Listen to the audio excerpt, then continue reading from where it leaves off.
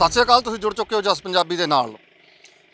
ਤੁਹਾਨੂੰ ਪਤਾ ਹੈ ਕਿ ਅਸੀਂ ਬੜੇ ਲੰਮੇ ਸਮੇਂ ਤੋਂ ਇੱਕ ਕੋਸ਼ਿਸ਼ ਕਰ ਰਹੇ ਹਾਂ। ਉਹ ਕੋਸ਼ਿਸ਼ ਇਹ ਹੈ ਕਿ ਹਿਮਾਚਲ ਪ੍ਰਦੇਸ਼ ਦੇ ਵਿੱਚ ਕਲਗੀਧਰ ਟਰੱਸਟ ਬੜੂ ਸਾਹਿਬ ਮੁੱਖ ਸ਼ਾਖਾ ਦੇ ਰੂਪ ਦੇ ਵਿੱਚ ਹੈ। ਮੁੱਖ ਸ਼ਾਖਾ ਜਾਂ ਮੁੱਖ ਰੁੱਖ ਕਹਿ ਸਕਦੇ ਹਾਂ। ਉਸ ਰੁੱਖ ਦੀਆਂ ਅੱਗੇ ਜਿਹੜੀਆਂ ਸ਼ਾਖਾਵਾਂ ਨੇ, ਉਹ ਸ਼ਾਖਾਵਾਂ ਸਾਰੇ ਉੱਤਰੀ ਭਾਰਤ ਦੇ ਵਿੱਚ ਫੈਲੀਆਂ ਹੋਈਆਂ ਨੇ, ਜਿਨ੍ਹਾਂ ਨੂੰ ਕਿਹਾ ਜਾਂਦਾ ਹੈ ਅਕਾਲ ਅਕੈਡਮੀਜ਼। ਅਕਾਲ ਅਕੈਡਮੀਜ਼ ਦੀ ਜਿਹੜੀ ਇਹ ਚੇਨ ਹੈ, 129 ਅਕਾਲ ਅਕੈਡਮੀਆਂ ਔਰ 2 ਯੂਨੀਵਰਸਿਟੀਆਂ।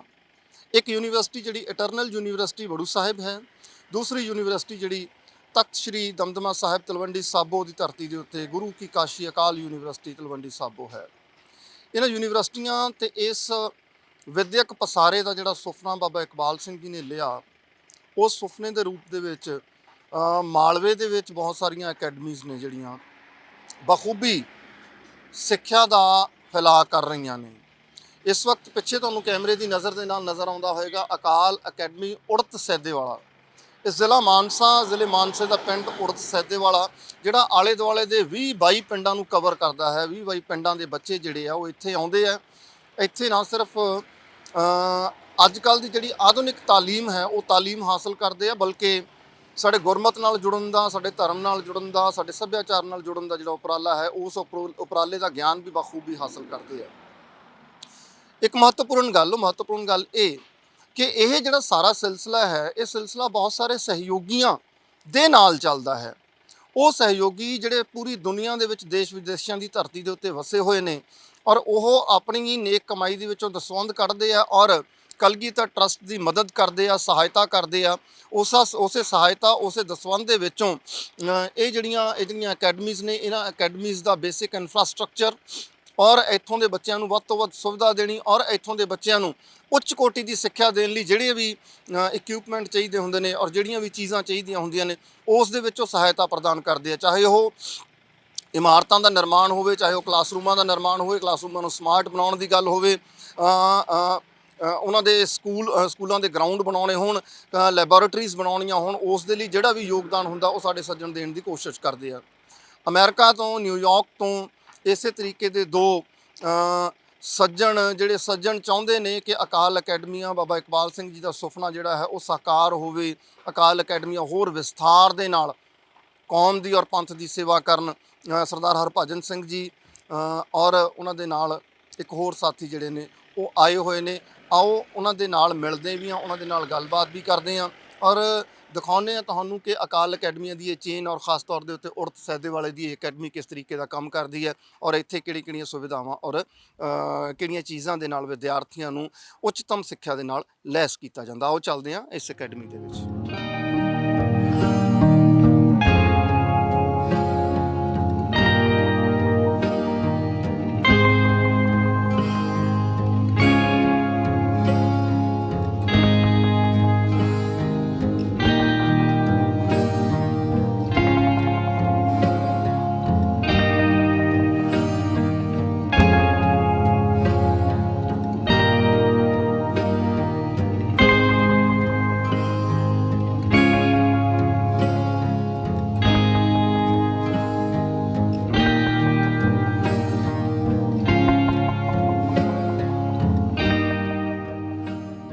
ਇੱਥੇ ਨਾ ਜੀ ਵੈਸੇ ਜਦੋਂ ਇਹ ਸ਼ੁਰੂ ਕੀਤਾ ਸੀ ਸਕੂਲ, ਉਦੋਂ ਉਹਨਾਂ ਦੀ ਪ੍ਰਿੰਸੀਪਲ ਸਾਹਿਬ ਨੇ ਜਿਵੇਂ ਉਹਦਾ ਕਾਫੀ ਜਗ੍ਹਾ ਖੁੱਲ੍ਹੀ ਜਗ੍ਹਾ ਤਾਂ ਹੀ ਦਿੱਤੀ ਸੀ। ਉਹ ਕਹਿੰਦੇ ਸੀ ਵੀ ਅਸੀਂ ਇਹਨੂੰ ਕੱਲ੍ਹ ਨੂੰ ਫਰਦਰ ਪਲਾਨਿੰਗ, ਕੱਲ੍ਹ ਨੂੰ ਬਹੁਤ ਕੁਛ ਇੱਥੇ ਵੱਡਾ ਬਣ ਸਕਦਾ ਹੈ। ਤਲਵੰਡੀ ਸਾਬੋ ਦੇ ਨਾਲ ਹੈ ਅਤੇ ਤਲਵੰਡੀ ਸਾਬੋ ਦਾ ਕੱਲ੍ਹ ਨੂੰ ਜੇ ਬਹੁਤ ਵੱਡਾ ਕੋਈ ਉਹਨਾਂ ਡਿਪਾਰਟਮੈਂਟ ਬਹੁਤ ਸ਼ੁਰੂ ਹੋਣੇ ਹੈ ਮਹਾਰਾਜ ਦੀ ਬਖਸ਼ਿਸ਼ ਨਾਲ। ਇਹ ਨੇੜਾ ਹੋਣ ਕਰਕੇ ਵੀ ਇੱਧਰ ਕੱਲ੍ਹ ਨੂੰ ਅਸੀਂ ਕਾਲਜ ਹੈ, ਕੋਈ ਹੋਰ ਰਿਸਰਚ ਦੇ ਕੋਈ ਮਤਲਬ ਕੋਈ ਵੀ ਕਈ ਇੱਥੇ ਅਸੀਂ ਉਸ ਤਰ੍ਹਾਂ ਦੇ ਜਿਹੜੀ ਟੈਕਨੀਕ ਹੈ, ਹੋਰ ਬਹੁਤ ਕੁਛ ਸਕਿੱਲ ਡਿਵੈਲਪਮੈਂਟ ਦੇ ਮਤਲਬ ਇਹ ਹੈਗਾ ਫਿਊਚਰ ਪਲਾਨਿੰਗ ਦੇ ਵਿੱਚ ਵੀ ਇੱਥੇ ਕੱਲ੍ਹ ਨੂੰ ਇਹ ਸਾਰੀਆਂ ਚੀਜ਼ਾਂ ਅਸੀਂ ਸ਼ੁਰੂ ਕਰ ਸਕੀਏ। ਅਤੇ ਇਸੇ ਲਈ ਅਸੀਂ ਜਿੰਨਾ ਕੁ ਫਿਰ ਸਾਡੀ ਜ਼ਰੂਰਤ ਦੇ ਮੁਤਾਬਕ, ਹੁਣ ਸਾਨੂੰ ਜ਼ਰੂਰਤ ਹੈ ਇੱਥੇ ਕਮਰਿਆਂ ਦੀ, ਕਿਉਂ ਬੱਚੇ 10ਵੀਂ ਸਟੈਂਡਰਡ 'ਚ ਆ ਗਏ। ਕੋਈ ਸ਼ੁਰੂ ਤਾਂ ਹੁੰਦਾ ਆਪਣਾ ਨਰਸਰੀ KG ਤੋਂ ਹੀ, ਉਹ ਫਿਰ ਇੱਕ 2 ਮਤਲਬ ਕਲਾਸਾਂ ਜਿਵੇਂ ਉਹ ਇਕੱਠੀਆਂ ਕਰਕੇ ਫਿਰ ਅਸੀਂ ਅੱਗੇ ਹਰ ਸਾਲ ਵਧਾਈ ਜਾਂਦੇ ਹਾਂ। ਅਤੇ ਸੈਕਸ਼ਨ ਸਾਡੇ ਕੋਲ ਹਰ ਕਲਾਸ ਦੇ 4 ਸੈਕਸ਼ਨ ਹੁੰਦੇ ਆ। ਹਰ ਸਾਲ ਕਰੀਬ ਸਾਨੂੰ 4 ਕਮਰਿਆਂ ਦੀ ਜ਼ਰੂਰਤ ਪੈ ਜਾਂਦੀ ਹੈ। ਅਤੇ ਨਾਲ ਹੁਣ +1 +2 ਦਾ ਕਰਕੇ ਇਹਦੀਆਂ ਲੈਬਾਂ ਬਹੁਤ ਹੁੰਦੀਆਂ ਜੀ। ਇਹਦੀ ਫਿਜ਼ਿਕਸ ਦੀ ਹੈ, ਕੈਮਿਸਟਰੀ ਦੀ ਲੈਬ ਹੈ, ਬਾਕੀ ਚਲੋ ਕੰਪੋਜ਼ਿਟ ਤਾਂ ਹੈ ਹੀ ਇਹਨਾਂ ਕੋਲ। ਇਸ ਲਈ ਸਾਈਟ ਇੱਥੇ ਸਾਨੂੰ ਹੁਣ ਕਾਫੀ 7-8 ਕਮਰੇ ਚਾਹੀਦੇ ਸੀ। ਤੇ ਮੇਰੀ ਉਹ ਗੱਲ ਹੋ ਰਹੀ ਸੀ ਮੁਕਤਾ ਭੈਣ ਜੀ ਤੋਂ ਪਤਾ ਲੱਗਿਆ ਸੀ ਵੀ ਕੋਈ 200-250 ਕਮਰੇ ਦੀ ਸੇਵਾ ਬਾਹਰੋਂ ਸੰਗਤ ਨੇ ਕਰਨੀ ਹੈ USA ਤੋਂ, ਤੇ ਕੋਈ 67 ਕਮਰਿਆਂ ਦੀ ਸੇਵਾ ਉਹ ਕਹਿ ਰਹੇ ਸੀ ਭੈਣ ਜੀ ਵੀ ਸਾਡੀ ਹੋ ਚੁੱਕੀ ਹੈ। ਤੇ ਬਾਕੀ ਉਪਰਾਲਾ ਹੈ ਮਹਾਂਪੁਰਸ਼ਾਂ ਦਾ, ਅੱਗੇ ਜਿੰਨੀ ਉਹ ਉਹਨਾਂ ਵੱਡਾ ਹੋ ਜਾਵੇ। ਤੇ ਇਹ ਮਤਲਬ ਇਹ ਵੀ ਸੇਵਾ ਦਾ ਇੱਕ ਕੁੰਭ ਲੱਗਿਆ ਹੋਇਆ ਹੈ। ਹਰੇਕ ਪ੍ਰਾਣੀ ਦਾ ਵੈਸੇ ਮਾਤਰ ਸਭ ਪ੍ਰਾਣੀ ਮਾਤਰ ਦਾ ਧਰਮ ਹੈ ਵੀ ਉਹਦਾ ਘੱਟੋ ਘੱਟ ਜਿਹੜਾ ਉਹਦੀ ਆਮਦਨ ਦਾ ਗੁਰੂ ਸਾਹਿਬ ਦੀ ਉਹਨਾਂ ਦੇ ਹੁਕਮ ਮੁਤਾਬਕ ਵੀ ਦਸਵੰਧ ਸਾਨੂੰ ਜ਼ਰੂਰ ਕੱਢਣਾ ਚਾਹੀਦਾ। ਅਗਰ ਦਸਵੰਧ ਅਸੀਂ ਕੱਢ ਕੇ ਉਹਦਾ ਜਿਹੜਾ ਉਹਦੇ ਧਾਰਮਿਕ ਕਾਰਜਾਂ ਵਾਸਤੇ ਅਸੀਂ ਚਲਾ ਲਾਂਗੇ ਦਸਵੰਧ ਦੇ ਨਾਲ, ਤੇ ਸਤਿਗੁਰ ਨੇ ਖਜ਼ਾਨਾ ਸਿੱਖਾਂ ਨੂੰ ਇੰਨਾ ਬਖਸ਼ਿਆ ਹੈ ਵੀ ਜਿੰਨੇ ਕੁ ਧਾਰਮਿਕ ਕਾਰਜ ਨੇ ਉਹ ਕਦੀ ਵੀ ਉਹਨਾਂ 'ਚ ਟੋਟਾ ਨਹੀਂ ਆ ਸਕਦਾ। ਮੈਂ ਜਿਹੜੇ ਸਾਡੇ ਸੱਜਣ ਨੇ, ਮੈਂ ਸੱਜਣਾਂ ਦੇ ਧਿਆਨ ਹਿੱਤ ਇੱਕ ਤਕਨੀਕੀ ਜੀ ਗੱਲ ਦੱਸਦਾ। ਵੈਸੇ ਤਾਂ ਵੀਰ ਜੀ ਸੁਖਦੇਵ ਸਿੰਘ ਜੀ ਹੋਰਾਂ ਨੇ ਤੁਹਾਨੂੰ ਤਕਨੀਕੀ ਤੌਰ ਦੇ ਉੱਤੇ ਦੱਸ ਵੀ ਦੇਣਾ ਕਿ ਸਾਡੀ ਜਿਹੜੀ ਇਸ ਵਾਲੀ ਅਕਾਲ ਅਕੈਡਮੀ ਹੈ ਜਿਹੜੀ ਉੜਤ ਸੈਦੇਵਾਲ ਵਾਲੀ, ਇੱਥੇ ਕਿੰਨੇ ਕਮਰਿਆਂ ਦੀ ਸੇਵਾ ਔਰ ਕਿਹੜੀਆਂ ਚੀਜ਼ਾਂ ਹੋਰ ਅੱਗੇ ਅੰਡਰ ਕੰਸਟਰਕਸ਼ਨ ਨੇ ਬਣਨਗੀਆਂ। 2021 ਦੇ ਵਿੱਚ ਇੱਕ ਜਿਹੜੀ ਡਰਾਈਵ ਚਲਾਈ ਗਈ ਸੀ ਸਾਡੀ USA ਦੀ ਸੰਗਤ ਦੇ ਲਈ, ਉਦੋਂ ਇਹ ਹੋਇਆ ਸੀ ਕਲਗੀਧਰ ਟਰਸਟ ਨੇ ਇਹ ਟੀਚਾ ਮਿੱਥਿਆ ਸੀ ਕਿ ਅਸੀਂ 200 ਦੇ ਕਰੀਬ ਜਿਹੜੇ ਕਮਰੇ ਹੈ ਉਹਨਾਂ ਕਮਰਿਆਂ ਦੀ ਸੇਵਾ ਲੈਣੀ ਹੈ, ਕਿਉਂਕਿ ਇਹ ਕਾਫਲਾ ਹਰ ਰੋਜ਼ ਵੱਧ ਰਿਹਾ ਤੇ ਨਵੇਂ ਵਿਦਿਆਰਥੀ ਆ ਰਹੇ ਹੈ। ਇੱਕ ਗੱਲ, ਨਵੇਂ ਵਿਦਿਆਰਥੀਆਂ ਦੇ ਨਾਲ ਜਿਹੜੇ ਪੁਰਾਣੇ ਵਿਦਿਆਰਥੀ ਨੇ, ਹੁਣ ਜਿਹੜੇ ਸਕੂਲ 10ਵੀਂ ਤੱਕ ਹੋ ਚੁੱਕੇ ਨੇ, 10ਵੀਂ ਤੋਂ ਬਾਅਦ ਉਹਨਾਂ ਨੇ ਆਫਟਰ 10th +1 ਔਰ +2 ਦੇ ਲਈ ਆਪਣੀ ਐਫੀਲੀਏਸ਼ਨ ਦੇ ਲਈ ਉਹਨਾਂ ਨੇ ਅਰਜ਼ੀਆਂ ਦਿੱਤੀਆਂ ਹੋਈਆਂ ਨੇ ਐਫੀਲੇਟਡ ਹੋਣ ਦੇ ਲਈ, ਅਪਗ੍ਰੇਡ ਹੋਣ ਦੇ ਲਈ। ਹੁਣ ਜਦੋਂ 11ਵੀਂ ਤੇ 12ਵੀਂ ਦੀ ਕਲਾਸ ਸ਼ੁਰੂ ਹੋਣੀ ਹੈ ਤਾਂ ਇਹ ਕੁਦਰਤੀ ਹੈ ਕਿ ਉਸ ਦੇ ਲਈ ਤੁਹਾਨੂੰ ਇਮਾਰਤ ਦੀ ਜ਼ਰੂਰਤ ਪਏਗੀ, ਕਮਰਿਆਂ ਦੀ ਜ਼ਰੂਰਤ ਪਏਗੀ। ਜੇ ਉਹ ਸਕੂਲ ਅਪਗ੍ਰੇਡ ਹੋ ਜਾਂਦੇ ਨੇ, ਜਿਹੜੇ ਹੋ ਜਾਂਦੇ ਨੇ, ਜਿੱਦਾਂ ਇਹ ਸਕੂਲ ਜਿਹੜਾ ਹੈ ਇਹ ਅਪਗ੍ਰੇਡ ਹੋ ਚੁੱਕਿਆ ਹੈ। ਹੁਣ 10ਵੀਂ ਦੇ ਰਿਜ਼ਲਟ ਤੋਂ ਬਾਅਦ 11ਵੀਂ ਤੇ 12ਵੀਂ ਦੇ ਜਿਹੜੇ ਬੱਚੇ ਹੋਣਗੇ ਜਾਂ 11ਵੀਂ ਦੇ ਵਿੱਚ ਦਾਖਲਾ ਲੈਣਗੇ, ਉਹਨਾਂ ਦੇ ਬੈਠਣ ਦੇ ਲਈ, ਉਹਨਾਂ ਦੀ ਲੈਬਸ ਦੇ ਲਈ, ਉਹਨਾਂ ਦੀ ਪੜ੍ਹਾਈ ਦੇ ਲਈ ਸਾਨੂੰ ਨਵੇਂ ਕਮਰਿਆਂ ਦੀ ਜ਼ਰੂਰਤ ਪੈਣੀ ਹੈ। ਪਿਛਲੀ ਵਾਰ ਜਦੋਂ US ਦੇ ਵਿੱਚ ਡਰਾਈਵ ਚੱਲੀ ਸੀ ਜਿਹੜੀ ਇਹਨਾਂ ਕਮਰਿਆਂ ਦੀ ਸੇਵਾ ਦੇ ਲਈ, 67 ਰੂਮਸ 67 ਕਮਰੇ ਜਿਹੜੇ ਸੰਗਤ ਨੇ ਉਹਨਾਂ ਦੀ ਸੇਵਾ ਜਿਹੜੀ ਉਹ ਨਿਭਾ ਦਿੱਤੀ ਸੀ। ਇੱਕ ਕਮਰੇ ਦੇ ਉੱਤੇ ਤਕਰੀਬਨ ਮੈਨੂੰ ਜਿਹੜਾ ਅੰਦਾਜ਼ ਹੁਣ ਤੱਕ ਮਿਲਿਆ $10,000 ਦਾ ਜਿਹੜਾ ਖਰਚਾ ਹੈ ਉਹ ਇੱਕ ਕਮਰੇ ਦੇ ਉੱਤੇ ਆਉਂਦਾ ਹੈ। ਔਰ ਇਹ ਤਾਂ ਹੈ ਨਹੀਂ ਹੈ ਕਿ ਅਸੀਂ ਨੀਹਾਂ ਪੱਟੀਆਂ ਤੇ ਉਹ 4 ਇੰਚੀ ਜਾਂ 9 ਇੰਚੀ ਕੰਧਾਂ ਜਿਹੜੀਆਂ ਇੱਟਾਂ ਵਾਲੀਆਂ ਹੁੰਦੀਆਂ ਨੇ, ਹੁਣ ਮੈਂ ਥੋੜ੍ਹਾ ਜਿਹਾ ਦੇਸੀ ਤਰੀਕੇ ਨਾਲ ਸਮਝਾ ਦਿੰਦਾ ਤੁਹਾਨੂੰ ਵੀ ਉਹ ਕੰਧਾਂ ਤਾਂ ਨਹੀਂ ਬਣਨੀਆਂ ਹੈਗੀਆਂ ਵੀ ਇੱਕ ਕਮਰਾ ਜਿਹੜਾ ਹੈ ਤੁਹਾਡਾ ਵੀ 20,000 'ਚ ਖੜਾ ਹੋ ਜਾਊਗਾ, ਤਿਆਰ ਹੋ ਜਾਊਗਾ, ਨਹੀਂ। ਇਹ ਜਿਵੇਂ ਉਹ ਬੂਟਾ ਜਿਹੜਾ ਬੋਹੜ ਦਾ ਦਰਖਤ ਬਣਿਆ ਜਿਹੜਾ ਬਾਬਾ ਜੀ ਨੇ ਲਾਇਆ, ਜਾਂ ਪਹਿਲੇ ਪਾਸੇ ਗੁਰੂ ਨਾਨਕ ਦੇਵ ਜੀ ਤੋਂ ਲੈ ਕੇ ਉਹ ਜਿਹੜੀ ਪਰੰਪਰਾ ਚੱਲਦੀ ਆਉਂਦੀ ਆ ਵੱਡੇ ਬੋਹੜ ਦੇ ਦਰਖਤ ਦੇ ਰੂਪ ਦੇ ਵਿੱਚ, ਜਿਸ ਦੀਆਂ ਸ਼ਾਖਾਵਾਂ ਫਿਰ ਮੁੜ ਕੇ ਧਰਤੀ ਦੇ ਵਿੱਚ ਜਾਂਦੀਆਂ ਨੇ ਤੇ ਧਰਤੀ ਨੂੰ ਹੋਰ ਪਕੀਰਾ ਕਰਕੇ ਫੜ ਲੈਂਦੀਆਂ ਨੇ, ਇਹ ਉਹ ਸ਼ਾਖਾ ਹੈ, ਇਹ ਉਹ ਪਰੰਪਰਾ ਹੈ, ਉਹ ਜੜ ਹੈ। ਮਤਲਬ ਇਹ ਜਿਹੜੀਆਂ ਇਮਾਰਤਾਂ ਬਣਦੀਆਂ ਇਹ ਬੜਾ ਕੁਝ ਧਿਆਨ ਦੇ ਵਿੱਚ ਰੱਖ ਕੇ ਬਣਾਈਆਂ ਜਾਂਦੀਆਂ। ਤਕਨੀਕੀ ਮਹਾਰਤ ਇਹਨਾਂ ਇਮਾਰਤਾਂ ਦੇ ਵਿੱਚ, ਬਕਾਇਦਾ ਜਿਹੜੇ ਇੰਜੀਨੀਅਰ ਹੁੰਦੇ ਨੇ ਉਹ ਸਰਵੇ ਕਰਦੇ ਆ ਪਹਿਲਾਂ ਕਿ ਕਿਹੜੀ ਜ਼ਮੀਨ ਦੇ ਉੱਤੇ ਕਿਸ ਤਰ੍ਹਾਂ ਦੇ ਬਿਲਡਿੰਗ ਮਟੀਰੀਅਲ ਦੇ ਰਾਹੀਂ ਕਿਹੜੀ ਇਮਾਰਤ ਕਿੱਥੇ ਖੜੀ ਕੀਤੀ ਜਾ ਸਕਦੀ ਹੈ। ਇੱਕ ਉਸ ਤੋਂ ਬਾਅਦ ਇਹਨਾਂ ਇਮਾਰਤਾਂ ਦੀ ਪੁਖਤਗੀ, ਮਜ਼ਬੂਤੀ, ਬੱਚਿਆਂ ਦੀ ਸੁਰੱਖਿਆ ਨੂੰ ਧਿਆਨ ਦੇ ਵਿੱਚ ਰੱਖਿਆ ਜਾਂਦਾ। ਅਰਥਕੁਇਕ ਜੇਕਰ ਕਿਤੇ ਆਵੇ ਉਹਨਾਂ ਸਾਰੀਆਂ ਚੀਜ਼ਾਂ ਨੂੰ ਧਿਆਨ ਦੇ ਵਿੱਚ ਰੱਖਿਆ ਜਾਂਦਾ। ਸੋ ਇਹ ਜਿਹੜੇ ਕਮਰੇ ਬਣਦੇ ਆ ਇਹ ਕਮਰੇ ਬਹੁਤ ਮਜ਼ਬੂਤ ਹੁੰਦੇ ਆ, ਸਾਰੀਆਂ ਚੀਜ਼ਾਂ ਨੂੰ ਭਵਿੱਖੀ ਯੋਜਨਾਵਾਂ ਨੂੰ, ਲੰਬੀਆਂ ਭਵਿੱਖੀ ਯੋਜਨਾਵਾਂ ਨੂੰ ਧਿਆਨ ਦੇ ਵਿੱਚ ਰੱਖ ਕੇ ਫਿਰ ਬਣਾਏ ਜਾਂਦੇ ਆ। ਸੋ ਇਹ ਸਾਰਾ ਕੁਝ ਤੁਹਾਨੂੰ ਦੱਸਣ ਦਾ ਜਾਂ ਸਮਝਾਉਣ ਦਾ ਮਕਸਦ ਸਿਰਫ ਇੰਨਾ ਹੈ ਕਿ ਤੁਹਾਨੂੰ ਇਹ ਪਤਾ ਲੱਗੇ ਕਿ ਤੁਹਾਡੇ ਦੁਆਰਾ ਕੱਢਿਆ ਜਾਂਦਾ ਦਸਵੰਧ ਜਿਹੜਾ ਹੈ ਉਹ ਸਹੀ ਥਾਂ ਦੇ ਉੱਤੇ ਜਾ ਰਿਹਾ, ਸਹੀ ਜਗ੍ਹਾ ਦੇ ਉੱਤੇ ਲੱਗ ਰਿਹਾ, ਸਹੀ ਕਾਜ ਲਈ ਲੱਗ ਰਿਹਾ। ਇਹ ਕਾਜ ਬਹੁਤ ਵੱਡਾ ਹੈ, ਸਿੱਖਿਆ ਦੇ ਪਸਾਰ ਦਾ ਕਾਜ ਬਹੁਤ ਵੱਡਾ ਕਾਜ ਹੈ। ਇੱਕ ਵਿਅਕਤੀ ਦਾ ਸਿੱਖਿਅਤ ਹੋ ਜਾਣਾ ਬਹੁਤ ਕੁਝ ਸਮਾਜ ਨੂੰ ਦੇ ਦਿੰਦਾ ਹੈ। ਸੋ 200 ਕਮਰਿਆਂ ਦੀ ਅਸੀਂ ਵਿਉਂਤਬੰਦੀ ਲੈ ਕੇ ਚੱਲ ਰਹੇ ਹਾਂ। 67 ਕਮਰੇ ਅਸੀਂ ਹੁਣ ਤੱਕ ਅੰਡਰ ਕੰਸਟਰਕਸ਼ਨ ਜਾਂ ਕੰਸਟਰਕਸ਼ਨ ਉਹਨਾਂ ਦੀ ਫਿਲਅਪ ਕਰ ਚੁੱਕੇ ਹਾਂ। ਬਾਕੀ ਇਸ ਅਕੈਡਮੀ ਦੇ ਵਿੱਚ ਉੜਤ ਸੈਦਾਵਾਲਾ ਦੇ ਵਿੱਚ ਮੈਂ ਭਾਈ ਸਾਹਿਬ ਸੁਖਦੇਵ ਸਿੰਘ ਜੀ ਨੂੰ ਕਹਾਂਗਾ ਕਿ ਜਾਣਕਾਰੀ ਦਿਓ ਕਿ ਹੁਣ ਅਸੀਂ ਇੱਥੇ ਕਿਹੜੀ ਕੰਸਟਰਕਸ਼ਨ ਕਰ ਰਹੇ ਹਾਂ, ਅੰਡਰ ਕੰਸਟਰਕਸ਼ਨ ਕੀ ਆ ਔਰ ਅੱਗੇ ਕੀ ਪਲੈਨਿੰਗਸ ਨੇ। ਭਾਈ ਸਾਹਿਬ ਕਿਰਪਾ ਕਰਕੇ ਪਲੀਜ਼। ਹਾਂ, ਜਿਸ ਤਰ੍ਹਾਂ ਆਪਾਂ ਸਵੇਰ ਦੇ ਜਿਹੜਾ ਗੱਲ ਚੱਲ ਰਹੀ ਹੈ ਇਸ ਅਕਾਲ ਅਕੈਡਮੀ ਬੁੱਢਾ ਸੈਦੇ ਵਾਲਾ ਬਾਰੇ ਵੀ ਇੱਥੋਂ ਦਾ ਜਿਹੜਾ ਵਾਤਾਵਰਨ ਹੈ ਉਹ ਕਾਫੀ ਮਤਲਬ ਅਸੀਂ ਕਹੀਏ ਵੀ ਪੁਰਾਣੇ ਸਮੇਂ ਤੋਂ ਅਨਐਜੂਕੇਟਡ ਰਹਿਣ ਕਰਕੇ ਵੀ ਲੋਕ ਮਤਲਬ ਕਾਫੀ ਪਛੜੇ ਹੋਏ ਸੀ। ਉਹਨਾਂ ਦਾ ਰਹਿਣ ਸਹਿਣ ਉਹ ਪਿੰਡਾਂ ਦੇ ਵਿੱਚ ਜਿਵੇਂ ਪੁਰਾਤਨ ਜਿਵੇਂ ਸਾਰੇ ਰਿਵਾਜ ਰੀਤੀ ਰਿਵਾਜ ਉਹਨਾਂ ਦੇ ਉਹਦੇ ਮੁਤਾਬਕ ਉਹਨਾਂ ਦੇ ਹੀ ਸੰਸਕਾਰ ਉਹਦੇ ਮੁਤਾਬਕ ਚੱਲੇ ਤੇ ਬਾਬਾ ਜੀ ਨੇ ਇੱਥੇ ਆ ਕੇ ਨੀਂਹ ਲਾਈ ਹੈ ਇਹਦੀ ਇਸ ਅਕਾਲ ਅਕੈਡਮੀ ਦੀ। ਅਕਾਲ ਅਕੈਡਮੀ ਦੇ ਵਿੱਚ ਜਦੋਂ ਬੱਚਿਆਂ ਨੇ ਸਵੇਰੇ ਆ ਕੇ ਇੱਥੋਂ ਪੰਜ ਬਾਣੀਆਂ ਨਿਤਨੇਮ ਤੋਂ ਸ਼ੁਰੂ ਕਰਕੇ ਜਦੋਂ ਉਹਦਾ ਸਾਰਾ ਰੋਜ਼ ਦਾ ਕਾਰ ਵਿਹਾਰ ਸ਼ੁਰੂ ਕਰਨਾ ਕੀਤਾ ਤੇ ਉਹਦੇ ਨਾਲ ਇਸ ਇਲਾਕੇ ਦੇ ਵਿੱਚ ਇੱਕ ਅਸੀਂ ਕਹੀਏ ਐਜੂਕੇਸ਼ਨ ਨਾਲ ਤਾਂ ਤਰੱਕੀ ਆਉਣੀ ਜਿਹੜਾ ਨਾਮ ਬਾਣੀ ਸਿਮਰਨ ਗੁਰਮਤ ਹੈ ਉਹਦੇ ਨਾਲ ਇੱਥੇ ਉਹਨਾਂ ਦੇ ਮਹਾਂਪੁਰਸ਼ਾਂ ਦੇ ਮੁਬਾਰਕ ਚਰਨ ਜਿਹੜੇ ਪਏ ਬਹਾਰਾਂ ਆਈਆਂ ਇਸ ਇਲਾਕੇ 'ਚ।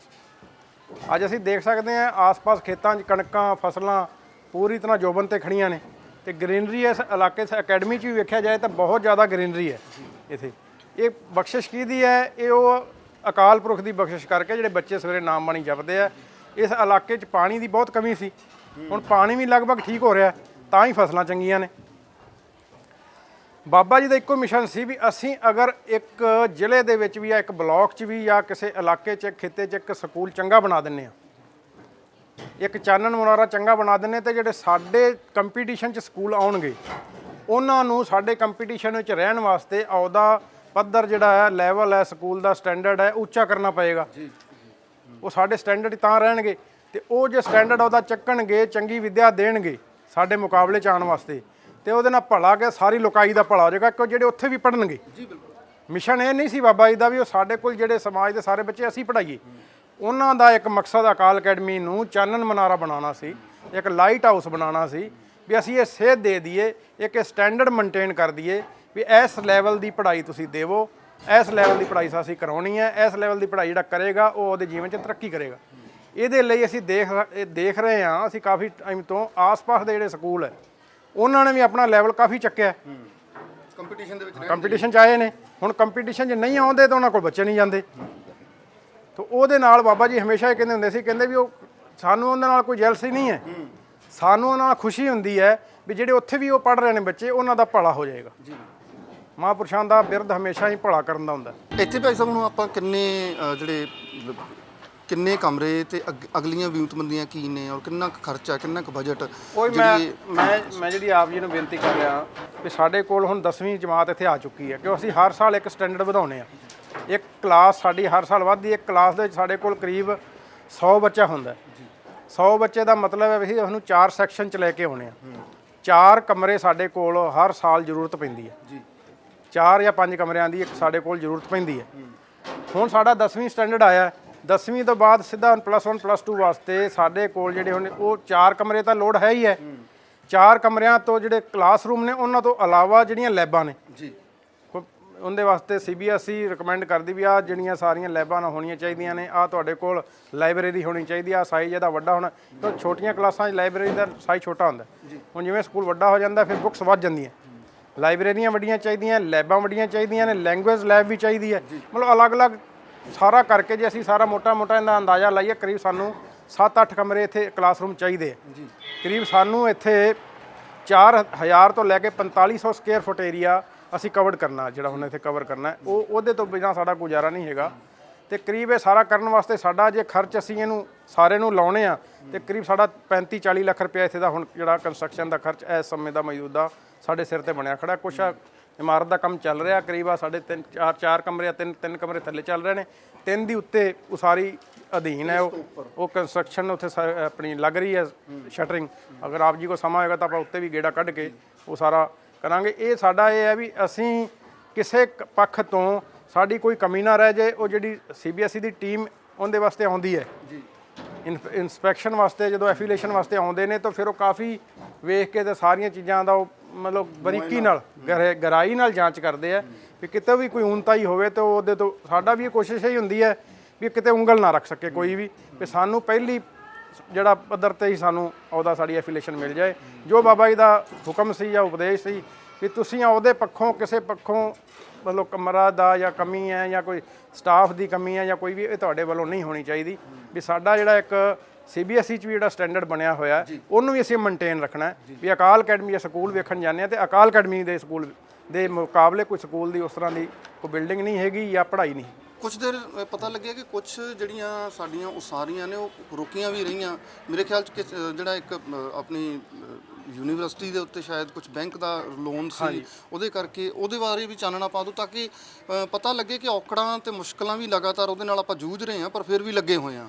ਮਤਲਬ ਜਦੋਂ ਦੇਖੋ ਇਹ ਸਕੂਲ ਬਣਨੇ ਦੁਬਾਰਾ ਦੂਜੇ ਫੇਜ਼ ਸ਼ੁਰੂ ਹੋਏ ਨੇ 2007 ਵਿੱਚ ਤੇ ਹਰ ਸਾਲ 25 ਤੋਂ 30 ਸਕੂਲ ਬਣ ਰਹੇ ਸੀ। 2012 ਤੱਕ ਕਰੀਬ ਸਾਡੇ 100 ਸਕੂਲ ਅਸੀਂ ਬਣਾ ਚੁੱਕੇ ਸੀ ਜੀ। ਇੱਕ ਜਿਹੜੇ ਪਹਿਲੇ 17-18 ਸਕੂਲ ਹੈਗੇ ਸੀ ਉਹ ਤਾਂ 97-98 ਉਹ ਤਾਂ ਪੁਰਾਣੇ ਸੀ। ਇਹ ਨਵੇਂ ਸਕੂਲਾਂ ਦਾ ਕੰਮ 100 ਸਕੂਲਾਂ ਦਾ ਕੰਮ 105 ਸਕੂਲਾਂ ਦਾ ਕੰਮ ਇਹ ਇੱਕਦਮ ਦੂਜੇ ਫੇਜ਼ 'ਚ ਆ ਗਿਆ ਜਿਹੜਾ ਕਿ 4-5 ਸਾਲਾਂ ਸ਼ੁਰੂ ਹੋ ਗਿਆ। ਉਧਰੋਂ ਮਹਾਂਪੁਰਸ਼ਾਂ ਦਾ ਬਚਨ ਇਹ ਸੀ ਵੀ ਅਸੀਂ ਜਿਹੜਾ 300 ਸਾਲਾਂ ਤੋਂ ਗੁਰੂ ਸਾਹਿਬ ਦਾ ਜਿਹੜਾ ਬਚਨ ਹੈ ਉਹ ਅਧੂਰਾ ਪਿਆ, ਜਿਹੜਾ ਗੁਰੂ ਕਾਸ਼ੀ ਪ੍ਰਗਟ ਕਰਨੀ ਹੈ ਉਹਨੂੰ ਚਲਾਉਣ ਵਾਸਤੇ ਕਹਿੰਦੇ ਉਹ ਸਮਾਂ ਸਾਨੂੰ ਹੁਣ ਇਜਾਜ਼ਤ ਨਹੀਂ ਦੇ ਰਿਹਾ ਵੀ ਅਸੀਂ ਉਹਨੂੰ ਅੱਗੇ ਲੰਬਾ ਲਿਜਾ ਸਕੀਏ। ਤੇ ਉਹ ਮਹਾਂਪੁਰਸ਼ਾਂ ਨੇ ਉੱਥੇ ਬੰਗਾ ਮਸਤੂਆਣਾ ਵਾਲੇ ਮਹਾਂਪੁਰਸ਼ਾਂ ਨੇ ਕਿਰਪਾ ਕੀਤੀ, ਕੋਈ ਜਗ੍ਹਾ ਉਹਨਾਂ ਨੇ ਉੱਥੇ ਡੋਨੇਟ ਕੀਤੀ। ਸੰਤਾਂ ਨੇ ਮਹਾਂਪੁਰਸ਼ਾਂ ਦੇ ਇੱਕੋ ਹੀ ਸੰਪਰਦਾ ਸੀ ਤੇ ਉਹਨਾਂ ਨੇ ਸਹਾਰੇ ਵਾਸਤੇ ਨਾਲ ਖੜੇ ਹੋਏ, ਉਹਨਾਂ ਨੇ ਅਗਲੀ ਜਗ੍ਹਾ ਦਿੱਤੀ। ਬਾਬਾ ਜੀ ਨੇ ਉਹ ਅਕਾਲ ਯੂਨੀਵਰਸਿਟੀ ਦਾ ਕੰਮ ਆਰੰਭ ਕਰ ਲਿਆ 2011 ਦੇ ਵਿੱਚ। ਉਹਦੇ ਵਾਸਤੇ ਹੁਣ ਪੈਸਾ ਪਹਿਲੋਂ ਹੀ ਮਾਇਕ ਸਥਿਤੀ ਬੜੀ ਸਾਡੀ ਨਾਜ਼ੁਕ ਸੀ ਕਿ ਉਹ 100 ਸਕੂਲ ਦਾ ਕੰਮ ਇੱਕਦਮ ਸਿਰ ਤੇ ਆ ਗਿਆ ਸੀ। ਸਟਾਫ ਰੱਖ ਰਹੇ ਸਾਂ, ਬਿਲਡਿੰਗਾਂ ਬਣਾ ਰਹੇ ਸਾਂ, ਇਹਨੂੰ ਬੱਚਿਆਂ ਨੂੰ ਲਿਆਉਣ ਵਾਸਤੇ ਟਰਾਂਸਪੋਰਟ ਦਾ ਪ੍ਰਬੰਧ ਕਰ ਰਹੇ ਸਾਂ, ਕਿਤੇ ਬੱਸਾਂ ਖਰੀਦਣੀਆਂ ਪੈ ਰਹੀਆਂ ਸੀ ਤੇ ਸਥਿਤੀ ਜਿਹੜੀ ਹੈ ਉਹ ਥੋੜ੍ਹੀ ਜਿਹੀ ਨਾਜ਼ੁਕ ਹੋਣ ਕਰਕੇ ਬਾਬਾ ਜੀ ਕਹਿੰਦੇ ਵੀ ਅਸੀਂ ਭਾਵੇਂ ਸਾਨੂੰ ਕਹਿੰਦੇ ਆਪਣਾ ਆਪ ਵੇਚਣਾ ਪਵੇ ਅਸੀਂ ਅਕਾਲ ਯੂਨੀਵਰਸਿਟੀ ਜ਼ਰੂਰ ਬਣਾਉਣੀ। ਉਹ ਸਾਨੂੰ ਗੁਰੂ ਮਹਾਰਾਜ ਦਾ ਹੁਕਮ ਹੈ। ਉਹਦੇ ਵਾਸਤੇ ਉਸ ਸਮੇਂ 110 ਕਰੋੜ ਦਾ ਲੋਨ ਚੱਕਣਾ ਪਿਆ ਯੂਨੀਵਰਸਿਟੀ ਵਾਸਤੇ। ਤੇ ਬਾਬਾ ਜੀ ਦੀ ਖਿੱਚ ਅਕਾਲ ਯੂਨੀਵਰਸਿਟੀ ਵਿੱਚ ਬਹੁਤ ਜ਼ਿਆਦਾ ਹੋਣ ਕਰਕੇ, ਪ੍ਰੇਮ ਉੱਧਰ ਜ਼ਿਆਦਾ ਹੋਣ ਕਰਕੇ ਇਹ ਕੁਛ ਜਿਹੜਾ ਸਮਾਂ ਅਸੀਂ ਉੱਧਰ ਜਿਹੜਾ ਧਿਆਨ ਹੈ ਜਿਹੜਾ ਅਕਾਲ ਅਕੈਡਮੀ ਦੇ ਕੰਮ ਜਿਹੜੇ ਹੋਣ ਵਾਲੇ ਸੀ ਤੁਰੰਤ ਹੋਣ ਵਾਲੇ ਸੀ, ਜਿਵੇਂ ਰੰਗ ਰੋਗਨ ਹੈ ਕਿ ਫਰਨੀਚਰ ਦੇ ਕੰਮ ਨੇ ਜਾਂ ਕੋਈ ਮੇਨਟੇਨੈਂਸ ਦੇ ਪਏ ਨੇ ਜਾਂ ਬਿਲਡਿੰਗਾਂ ਜਿੱਥੇ ਖੜੀਆਂ ਸੀ, ਉਹ ਕੁਝ ਸਮੇਂ ਵਾਸਤੇ ਉਹ ਚੀਜ਼ ਉੱਥੇ ਹੀ ਰੁਕ ਗਈ। ਅਸੀਂ ਥੋੜ੍ਹਾ ਜਿਹਾ ਭੀੜ ਸੰਗੀਟ ਕਰਕੇ ਥੋੜ੍ਹਾ ਜਿਹਾ ਮਤਲਬ ਉਹਨਾਂ ਨੂੰ ਬੱਚਿਆਂ ਨੂੰ ਅਸੀਂ ਓਨੇ ਕੁ ਹੀ ਦਾਇਰੇ ਦੇ ਵਿੱਚ ਜਿਵੇਂ ਸਾਡੇ ਕੋਲ ਜਿੰਨਾ ਸਟਰਕਚਰ ਬਣਿਆ ਹੋਇਆ ਸੀ ਅਸੀਂ ਉੱਥੇ ਤੱਕ ਰੱਖ ਕੇ ਵੀ ਅਸੀਂ ਕਿਹਾ ਵੀ ਸਾਡੇ ਕੋਲ ਜਦੋਂ ਪੈਸਾ ਆਏਗਾ ਅਸੀਂ ਇਹਨੂੰ ਇੱਕਦਮ ਡਿਵੈਲਪ ਇਹਨੂੰ ਕਰ ਲਾਂਗੇ। ਪਹਿਲਾਂ ਮਹਾਂਪੁਰਸ਼ਾਂ ਦਾ ਉਹ ਬਚਨ ਜਿਹੜਾ ਇਹ ਬੱਚੇ ਜਿਹੜੇ ਸਾਡੇ ਕੋਲ ਦੇਖੋ ਨਾ ਜੀ, ਜਿਹੜੇ ਪੁਰਾਣੇ ਸਕੂਲ ਬਣ ਗਏ ਸੀ ਪਹਿਲਾਂ ਉਹਨਾਂ ਦੇ ਬੱਚੇ ਸਾਡੇ ਕੋਲੋਂ ਨਿਕਲ ਕੇ +1 +2 ਦੇ ਬੱਚੇ ਜਿਹੜੇ ਨਿਕਲ ਰਹੇ ਸੀ ਜਾਂ 10th ਦੇ ਬੱਚੇ ਨਿਕਲ ਰਹੇ ਸੀ, ਉਹਨਾਂ ਕੋਲ ਜਗ੍ਹਾ ਨਹੀਂ ਸੀ ਅੱਗੇ ਪੜ੍ਹਨ ਵਾਸਤੇ। ਉਹ ਬੱਚੇ ਫਿਰ ਇੱਥੋਂ ਸਾਡੇ ਕੋਲੋਂ ਜਦੋਂ ਜਾ ਕੇ ਆਮ ਖੁੱਲ੍ਹੇ ਜਦੋਂ ਮਾਹੌਲ ਚਲੇ ਜਾਂਦੇ ਨੇ ਤਾਂ ਜਾ ਕੇ ਕਿਸੇ ਨਾ ਕਿਸੇ ਗੱਲੋਂ ਮਾਹੌਲ ਸੰਗਤ ਦਾ ਕੁਸੰਗਤ ਦਾ ਰੰਗ ਨਾਲ ਉਹ ਕਿਸੇ ਨਾ ਕਿਸੇ ਪਾਸੋਂ ਕੋਈ ਪਤਤ ਪੁਣੇ ਵਾਲੇ ਜਾਂ ਕਿਸੇ ਪੱਖ ਤੋਂ ਉਹਦੀ ਉਧਰ ਨੂੰ ਨਿਗਾਰ ਆ ਰਿਹਾ ਸੀ। ਉਹ ਮਾਂ ਪਿਓ ਦੀਆਂ ਜਿਹੜੀਆਂ ਪੇਰੈਂਟਸ ਦੀਆਂ ਜਾਂ ਜਿਹੜੀਆਂ ਉਹਨਾਂ ਦੀਆਂ ਬੇਨਤੀਆਂ ਸੀ ਮਹਾਂਪੁਰਸ਼ਾਂ ਕੋਲ ਵੀ ਮਹਾਰਾਜ ਵੀ ਅਗਰ ਆਪ ਨੇ ਕੋਈ ਸਥਾਨ ਇਸ ਤਰ੍ਹਾਂ ਦਾ ਜਿਹੜਾ ਗੁਰੂ ਮਹਾਰਾਜ ਦਾ ਬਖਸ਼ਿਸ਼ ਨਾਲ ਬਣਨਾ ਹੈ ਉਹਨੂੰ ਜਿੰਨੀ ਜਲਦੀ ਹੋ ਸਕੇ ਵੀ ਉਹ ਬਣਾਓ, ਵੀ ਅਸੀਂ ਉਹਦੇ ਬੱਚੇ ਜਿਹੜੇ ਇੱਥੋਂ ਸਾਡੇ ਪੜ੍ਹ ਕੇ ਨਿਕਲ ਰਹੇ ਨੇ ਅਸੀਂ ਸੰਭਾਲ ਸਕੀਏ ਉੱਥੇ ਜਿਹੜਾ ਸਾਡਾ ਆਉਣ ਵਾਲਾ ਯੂਥ ਹੈ।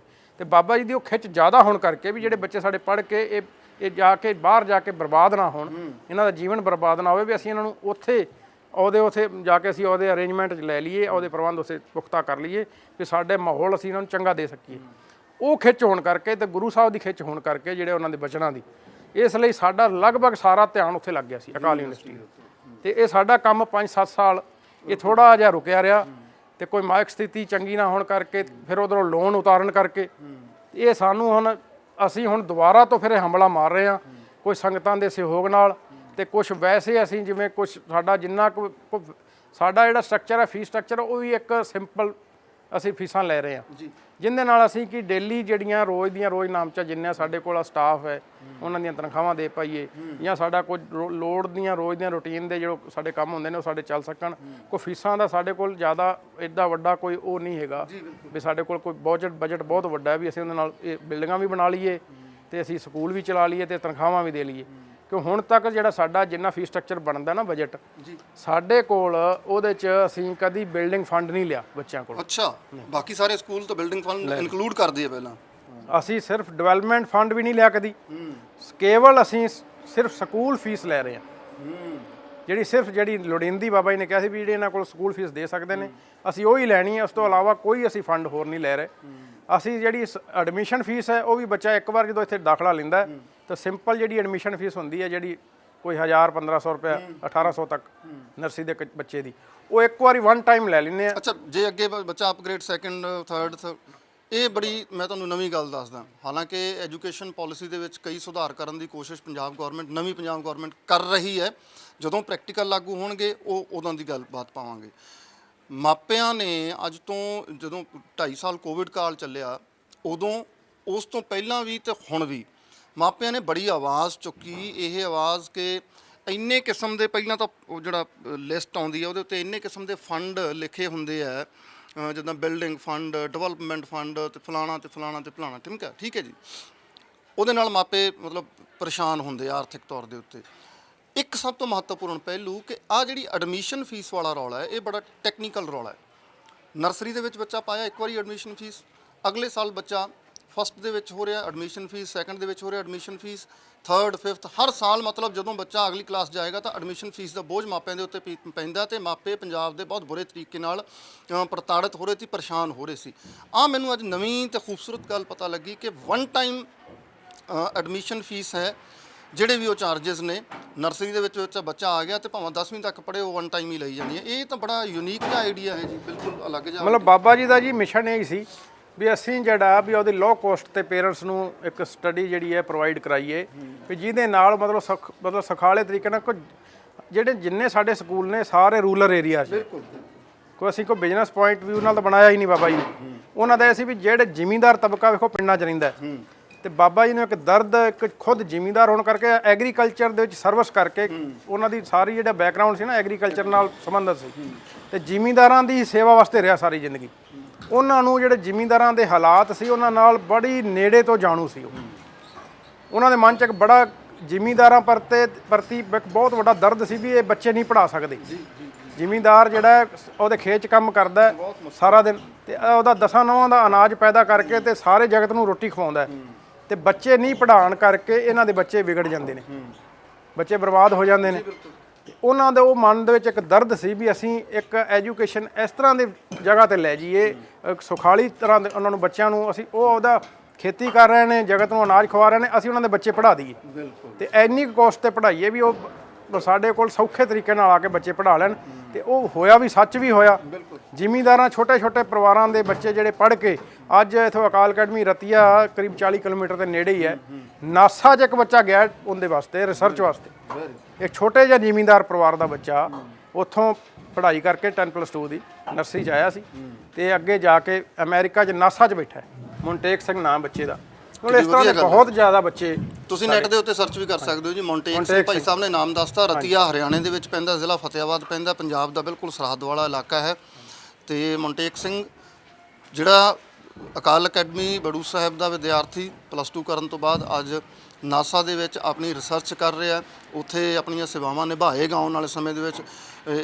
ਅਸੀਂ ਦੁਆ ਅਰਦਾਸ ਕਰਦੇ ਹਾਂ ਵਾਹਿਗੁਰੂ ਅੱਗੇ ਕਿ ਇਹ ਅਕੈਡਮੀਆਂ ਦੀ ਚੇਨ ਨਾ ਟੁੱਟੇ ਤੇ ਇਹਨਾਂ ਦਾ ਹੌਸਲਾ ਨਾ ਟੁੱਟੇ।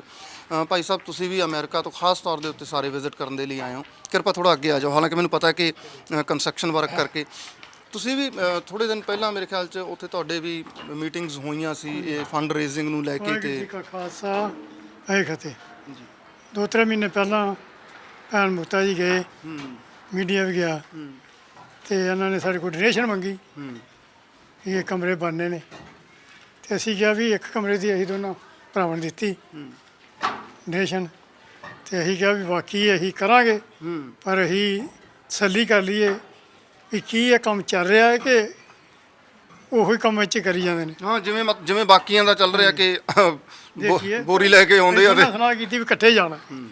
ਹੁਣ ਇਕੱਠੇ ਆ, ਮਹੀਨਾ ਪਹਿਲਾਂ ਆ ਗਿਆ, ਮੈਨੂੰ ਕੋਈ ਕੰਮ ਸੀ, ਮੈਂ ਮਹੀਨਾ ਲੇਟ ਆਇਆ ਜੀ। ਤੇ ਅਸੀਂ ਹੁਣ ਵਿਜ਼ਿਟ ਕਰ ਰਹੇ ਹਾਂ, ਸਾਡੇ 10 ਦਿਨ ਦਾ ਵਿਜ਼ਿਟ ਹੈ ਇੱਥੇ ਜੀ। ਵੀ ਸਾਰੀਆਂ ਅਕੈਡਮੀਆਂ ਦੇਖਣੀਆਂ ਕੀ ਹੋ ਰਿਹਾ ਹੈ, ਕੀ ਬਣ ਰਿਹਾ ਹੈ, ਪੈਸਾ ਠੀਕ ਜਗ੍ਹਾ 'ਤੇ ਲੱਗ ਰਿਹਾ ਹੈ। ਹੁਣ 3 ਅਕੈਡਮੀਆਂ 4 ਦੇਖੀਆਂ ਨੇ, ਅਸੀਂ ਯੂਨੀਵਰਸਿਟੀ ਵੀ ਦੇਖ ਕੇ ਆਏ ਹਾਂ, ਕੰਮ ਬਹੁਤ ਜ਼ੋਰਾਂ ਚੱਲ ਰਿਹਾ। ਇਹ ਕੋਈ ਝੂਠ ਨਹੀਂ, ਪੈਸੇ ਦੀ ਲੋੜ ਹੈ, ਕਿਉਂਕਿ ਪੈਸੇ ਤੋਂ ਬਗੈਰ ਤੇ ਸੰਤ ਕਿਹੜੇ ਵਿਚਾਰੇ ਹੱਲ ਬੰਦੇ ਨੇ ਹੈ। ਉਹਨਾਂ ਸਾਡੇ ਕੋਲ ਹੀ ਸੰਗਤਾਂ ਨੂੰ ਆਸ਼ੀਰਵਾਦਾਂ ਦੇਣੀਆਂ, ਉਹਨਾਂ ਦੀ ਕਿਰਪਾ ਨਾਲ ਸਾਡੇ ਕੰਮ ਵੱਧਦੇ ਨੇ, ਉਹਨਾਂ ਦੀ ਆਸ਼ੀਰਵਾਦਾਂ ਨੇ ਅਸੀਂ ਅੱਗੇ ਵਧਨੇ ਹਾਂ। ਤੇ ਸਾਡਾ ਕੰਮ ਹੈ ਅਸੀਂ ਵੱਧ ਚੜ੍ਹ ਕੇ ਸੇਵਾ ਕਰੀਏ ਤੇ ਭਵਿੱਖ ਨੂੰ ਚੱਲ ਜਾਈਏ। ਜਿਹੜੀ ਹਿਸਾਬ ਨਾਲ ਇਹ ਕੰਮ ਚੱਲ ਰਿਹਾ, ਜਿਹੜੇ ਹਿਸਾਬ ਨਾਲ ਪੜ੍ਹਾਈ ਹੋ ਰਹੀ ਹੈ, ਅਸੀਂ ਤੇ ਦੇਖ ਕੇ ਦੋਨੋਂ ਜਣੇ ਬਹੁਤ ਹੈਪੀ ਆ। ਸਾਡੀ ਵਾਈਫ ਵੀ ਨਾਲ ਨੇ ਤੇ ਅਸੀਂ ਚਾਰੇ ਆਏ ਆ ਵਿਜ਼ਿਟ ਕਰਨ ਵਾਸਤੇ ਤੇ ਇਹੋ ਤਸੱਲੀ ਕਰਨ ਆਏ ਆ, ਕਿਉਂਕਿ ਆਮ ਹੁੰਦੇ ਨੇ ਲੈਂਦੇ ਨੇ ਪੈਸੇ ਤੇ ਇੱਧਰ ਉੱਧਰ ਵੰਡਦੇ ਵੰਡਦੇ ਤੇ ਥੋੜ੍ਹਾ ਜਿਹਾ ਸੀਮੈਂਟ ਪਾ ਕੇ ਲਿਪ ਦਿੱਤਾ ਬਸ। ਉਹ ਚੀਜ਼ ਨਹੀਂ ਹੈ ਇੱਥੇ, ਉਹ ਓਰੀਜਨਲ ਕੰਮ ਹੋ ਰਿਹਾ, ਉਹ ਬੜੀ ਮਿਹਨਤ ਨਾਲ ਹੋ ਰਿਹਾ, ਉਹ ਬੜੀ ਚੰਗੀ ਤਰ੍ਹਾਂ ਪ੍ਰੋਜੈਕਟ ਚੱਲ ਰਿਹਾ ਤੇ ਦੇਖ ਰਹੇ ਹੋ ਤੁਸੀਂ ਸੰਗਤ। ਤੇ ਜਿੰਨੀ ਵੀ ਵੱਧ ਤੋਂ ਵੱਧ ਸੇਵਾ ਕਰ ਸਕਦੇ ਹੋ ਕਰੋ, ਕਰੋ ਜ਼ਰੂਰ ਕਰੋ। ਇਹ ਸਾਡੀ ਹੱਥ ਜੋੜ ਕੇ ਬੇਨਤੀ ਹੈ। ਤੁਹਾਨੂੰ ਕੀ ਲੱਗਦਾ ਕਿ ਇਸ ਸੇਵਾ ਨਾਲ ਪੰਜਾਬ ਬਚ ਜਾਊਗਾ? ਕਿਉਂਕਿ ਪੰਜਾਬ ਸਰ ਖਤਰੇ ਬਹੁਤ ਨੇ। ਬਹੁਤ ਬਚੇਗਾ, ਜ਼ਿਆਦਾ ਬਚੇਗਾ। ਇੱਕ ਤਾਂ ਬੱਚਿਆਂ ਨੂੰ ਤੇ ਪੇਰੈਂਟਸ ਨੂੰ ਆਪਣੀ ਜਾ ਕੇ ਮੱਤ ਦਿੰਦੇ ਨੇ। ਇਹ ਇਲਾਕਾ ਕੀ ਸਾਰਾ ਪੰਜਾਬ ਹੀ ਨਸ਼ਿਆਂ ਡੁੱਬਿਆ ਹੈ।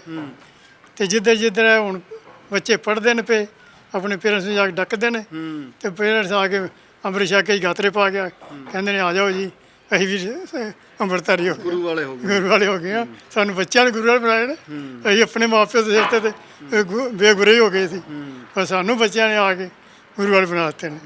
ਤੇ ਬੜਾ ਬਹੁਤ ਕੁਝ ਦੇ ਰਹੇ ਅਸੀਂ 2 ਦਿਨ ਹੀ ਹੋਏ ਨੇ, 8 ਦਿਨ ਸਾਡੇ ਹੋਰ ਨੇ ਵਿਜ਼ਿਟ ਤੇ ਸਾਰਾ ਵਿਜ਼ਿਟ ਅਸੀਂ ਕਰਕੇ ਫਿਰ ਵੀ ਆ ਕੇ ਨਿਊਯਾਰਕ ਅਸੀਂ ਆਪਣੇ ਭਰਾਵਾਂ ਨੂੰ ਬੇਨਤੀਆਂ ਕਰਾਂਗੇ ਵੀ ਜਿੰਨੀ ਵੱਧ ਤੋਂ ਵੱਧ ਤੁਸੀਂ ਸੇਵਾ ਕਰ ਸਕਦੇ ਹੋ, ਆਪਣਾ ਦਸਤਾਨ ਕੱਢ ਸਕਦੇ ਹੋ, ਕੱਢੋ, ਜ਼ਰੂਰ ਕੱਢੋ, ਬੇਨਤੀ ਹੈ ਸਾਡੀ। ਤੁਸੀਂ ਵੀ ਕੋਈ ਵਿਚਾਰ ਦੇ ਦਿਓ। ਜੀ ਬਹੁਤ ਵਧੀਆ ਕਾਰਜ ਚੱਲ ਰਿਹਾ ਸੀ, ਖੁਦ ਵੇਖਿਆ ਆਣ ਕੇ ਤਸੱਲੀ ਹੋ ਗਈ ਮਨ ਨੂੰ। ਬਿਲਕੁਲ ਤੁਹਾਡੀ ਤਸੱਲੀ ਹੋਣੀ ਬਹੁਤ ਜ਼ਰੂਰੀ ਹੈ, ਕਿਉਂਕਿ ਅਸੀਂ ਚਾਹੇ ਕੈਮਰੇ ਨਾਲ ਦਿਖਾ ਦਿੰਦੇ ਹਾਂ, ਤੁਹਾਡੇ ਤੱਕ ਉੱਥੇ ਖਬਰਾਂ ਪਹੁੰਚ ਜਾਂਦੀਆਂ ਨੇ, ਪਰ ਤੁਹਾਡਾ ਅੱਖੀਂ ਵੇਖਣਾ ਤੇ ਤੁਹਾਡਾ ਜ਼ਮੀਨੀ ਪ੍ਰੈਕਟੀਕਲ ਬਹੁਤ ਜਦੋਂ ਅੱਖੀ ਵੇਖ ਲਿਆ ਸੀ ਸਭ ਕੁਝ ਚੱਲ ਰਿਹਾ ਠੀਕ। ਇੱਕ ਹੋਰ ਵੀ ਅਸੀਂ ਦੇਖਿਆ ਗੁਰੂ ਦੀ ਕਾਸ਼ੀ, ਜਿਨ੍ਹਾਂ ਭਰਾਵਾਂ ਮੇਰੇ ਭੈਣਾਂ ਨੇ ਦਿੱਤੀ ਹੈ ਡੋਨੇਸ਼ਨ, ਹੁਣ ਤੇ ਵਾਕਿਆ ਹੀ ਪੱਤਰ ਲੱਗੇ ਨੇ ਯੂਨੀਵਰਸਿਟੀ ਵਿੱਚ, ਨਾਮ ਲੱਗਿਆ ਹੋਇਆ। ਨਾਮ ਦੇ ਪੱਤਰ ਲੱਗੇ ਨੇ। ਅਸੀਂ ਸਾਰਿਆਂ ਦੇ ਪੜ੍ਹ ਕੇ ਆਏ ਹਾਂ ਤੇ ਬਹੁਤ ਦਿਲ ਖੁਸ਼ ਹੋਇਆ ਕਿ ਮਹਾਂਪੁਰਸ਼ਾਂ ਨੇ ਬੜੀ ਚੰਗੀ ਸੰਸਥਾ ਚਲਾਈ ਹੈ। ਸੱਚੇ ਪਾਤਸ਼ਾਹ ਹੁਣ ਵੀ ਅੱਗੋਂ ਇਵੇਂ ਚੱਲੀ ਰਹੇ ਤੇ ਸਾਡੀ ਤਾਂ ਇਹੋ ਬੇਨਤੀ ਹੈ ਕਲਗੀਆਂ ਦੇ ਸਿਰ ਸੱਚੇ ਪਾਤਸ਼ਾਹ ਦੇ ਅੱਗੇ ਵੀ ਇੱਦਾਂ ਹੀ ਚਲਾਈ ਰੱਖੀ ਤੇ ਮਹਾਂਪੁਰਸ਼ਾਂ ਦੇ ਜਿਹੜੇ ਅੱਗੋਂ ਆ ਰਹੇ ਨੇ ਪਾਮਪੁਰ 'ਚ ਮਨ ਉਹਨਾਂ ਦੇ ਵੀ ਸਿਰ ਤੇ ਛੇ ਮੇਰ ਪਰ ਹੱਥ ਰੱਖੇ। ਗੁਰੂ ਮਹਾਰਾਜ ਇਸ ਤਰ੍ਹਾਂ ਹੀ ਆਪਣੀ ਸੇਵਾ ਲਵੇ ਤੇ ਅਕੈਡਮੀਆਂ ਵਧੀਆਂ ਰਹਿਣ ਤੇ ਬੱਚੇ ਪੜ੍ਹਨ ਤੇ ਚੰਗੇ ਅਹੁਦਿਆਂ 'ਤੇ ਜਾਣ। ਇਸ ਅਕੈਡਮੀ ਦੀਆਂ ਕੁਝ ਹੋਰ ਤਸਵੀਰਾਂ ਤੁਹਾਡੇ ਨਾਲ ਸਾਂਝੀਆਂ ਕਰਾਂਗੇ। ਉਹਨਾਂ ਅਧਿਆਪਕਾਂ ਨਾਲ ਵੀ ਤੁਹਾਡੀ ਗੁਫ਼ਤਗੂ ਕਰਾਵਾਂਗਾ ਜਿਹੜੇ ਵਿਮਨ ਐਮਪਾਵਰਮੈਂਟ ਪ੍ਰੋਗਰਾਮ ਦੇ ਵਿੱਚੋਂ ਨਿਕਲ ਕੇ ਤੇ ਇਸ ਅਕੈਡਮੀ ਦੇ ਵਿੱਚ ਆਪਣੀਆਂ ਸਰਵਿਸਿਜ਼ ਦੇ ਰਹੇ ਨੇ। ਸੋ ਇੱਕ ਛੋਟੀ ਝਲਕ ਤੁਹਾਡੇ ਸਾਹਮਣੇ ਰੱਖਣ ਦੀ ਕੋਸ਼ਿਸ਼ ਕੀਤੀ ਕਿ ਕੰਮ ਜ਼ੋਰਾਂ ਸ਼ੋਰਾਂ ਤੇ ਚੱਲ ਰਹੇ ਨੇ। ਆਓ ਤਾਂ ਰਲ ਮਿਲ ਕੇ ਹੰਭਲਾ ਮਾਰੀਏ, ਇਹਨਾਂ ਕੰਮਾਂ ਨੂੰ ਜਲਦੀ ਤੋਂ ਜਲਦੀ ਨੇਪਰੇ ਚਾੜੀਏ।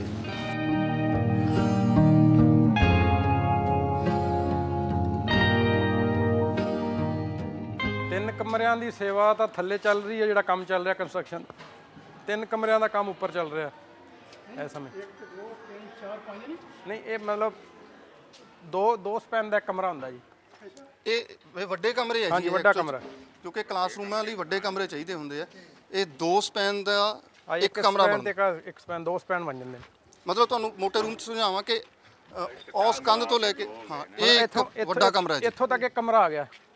ਕਿੰਨੀ 10 ਏਕੜ ਜ਼ਮੀਨ ਦੇ ਵਿੱਚ? ਹਾਂ, 10 ਏਕੜ ਲੈਂਡ ਹੈ ਜੀ ਇਹ ਸਾਰੀ ਮਤਲਬ ਇੱਕੋ ਜਗ੍ਹਾ ਤੇ ਕੁਛ ਇਹਦੇ ਵਿੱਚ ਅਸੀਂ ਆ ਗ੍ਰੀਨਰੀ ਮਤਲਬ ਜਿਹੜਾ ਗਰਮੀ ਵਾਸਤੇ ਥੋੜਾ ਨਾ ਜੇ ਏਰੀਆ ਇਧਰੋਂ ਰਤੀਲਾ ਇਲਾਕਾ ਕਰਕੇ ਲੋ ਬਹੁਤ ਪੈਂਦੀ ਹੈ, ਇਸ ਕਰਕੇ ਥੋੜਾ ਜਿਹਾ ਅਸੀਂ ਆ ਜਿਹੜਾ ਪਰਿਆਵਰਨ ਦੀ ਹਰਿਆਵਲ ਵਾਸਤੇ ਠੰਡਕ ਵਾਸਤੇ ਇਹ 3-4 ਏਕੜ ਦੇ ਵਿੱਚ ਅਸੀਂ ਆ ਸਾਰਾ ਗ੍ਰੀਨ ਬੈਲਟ ਬਣਾਈ ਹੋਈ ਹੈ।